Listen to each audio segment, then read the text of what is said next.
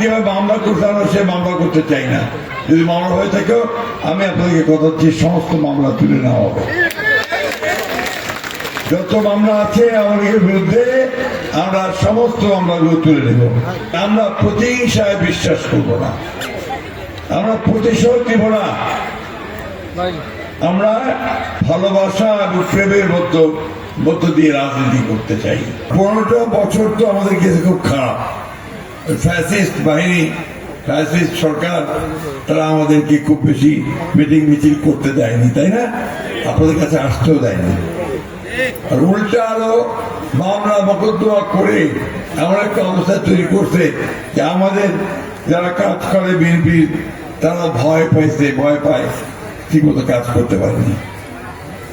প্রিয় মা বোনেরা এবং বন্ধুগণ, আল্লাহর অশেষ রহমতে, ভগবানের অশেষ কৃপায় আমরা সেই অবস্থাটা পার হয়ে গেছি।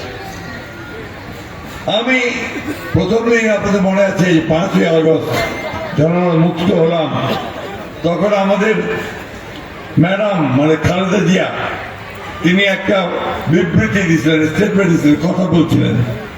সেই কথাটা ছিল যে আমরা প্রতিহিংসায় বিশ্বাস করব না, আমরা প্রতিশোধ দিব না, আমরা ভালোবাসা এবং প্রেমের মধ্য দিয়ে রাজনীতি করতে চাই। আমি সেই কথাটা আবার আজকে আপনাদেরকে বলতে চাই যে আমরা কোনো প্রতিশোধের রাজনীতি করতে চাই না। আওয়ামী লীগ যেভাবে মামলা করতে আমরা সে মামলা করতে চাই না। যদি মামলা হয়ে থাকে আমি আপনাদেরকে কথা হচ্ছে সমস্ত মামলা তুলে নেওয়া হবে। যত মামলা আছে আমাদের বিরুদ্ধে আমরা সমস্ত মামলাগুলো তুলে নেব। ঠিক আছে, তুলে নেওয়া আছে কিছু? হ্যাঁ, আমরা ওই প্রতিহিংসা প্রতিশোধের রাজনীতি করবো না। আমরা একটা ভালোবাসা, সৌহার্দ্য, সমৃদ্ধি নিয়ে আমরা চলতে চাই।